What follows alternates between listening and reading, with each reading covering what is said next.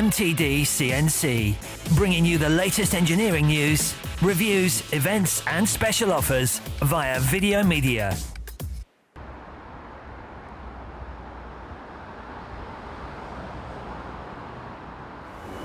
So, Cube Precision, tell me about the company, Neil. Yeah, it started in 2009. We started with just 6 staff, but we started to serve the automotive and the aerospace industries. So that's 5 years. That's, Yep.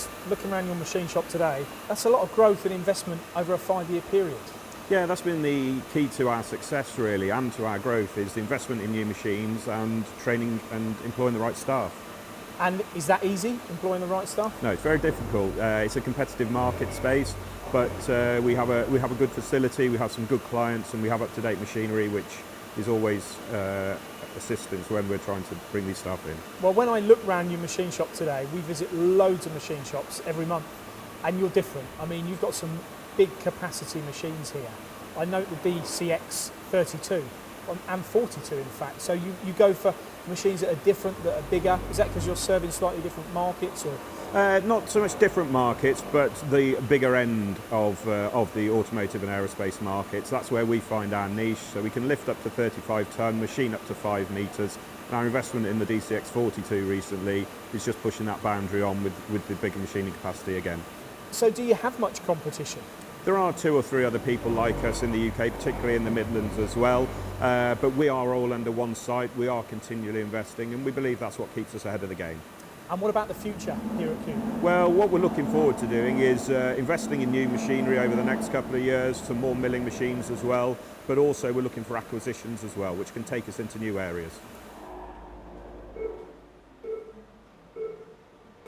So measurement and inspection, an important part of what you do here. Yeah, absolutely. For every new tool that we make, or any modification that we make to any tool, we'll always bring the parts in here onto a fixture, check their dimensional quality, print out the report and send that electronically to the customer.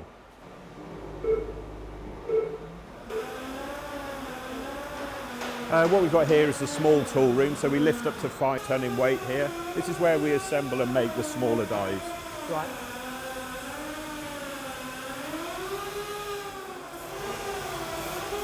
So this is an example of a part that you've machined here. Yes, this is in fact a drawn shell that's come off of this tool. This is part of a draw tool for one of our automotive customers. Is that actually a machine finish? It's very close to the machine finish. Some of the corners will have been polished out by hand, but in the whole, yes, that's a machine finish. And what machine was that done on? That was on the new Hurco DCX 42.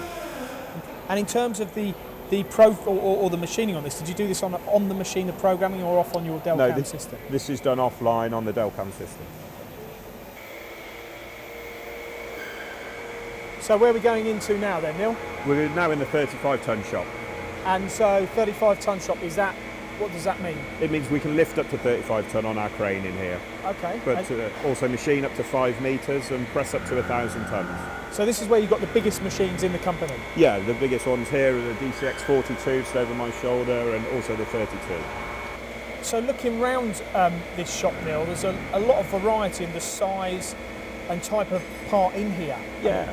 You do lots of different work then, by the way. We do not only new press tools, but we do modifications and repairs to other tools as well, if they're broken, for example. But also we do subcontract machining for titanium and Inconel and aluminium as well. And do you run these machines on a double shift basis, or are they just... We're 24 hours a day, 5 days a week. We have 4 people running them at night, but we try and get as many working unmanned as possible.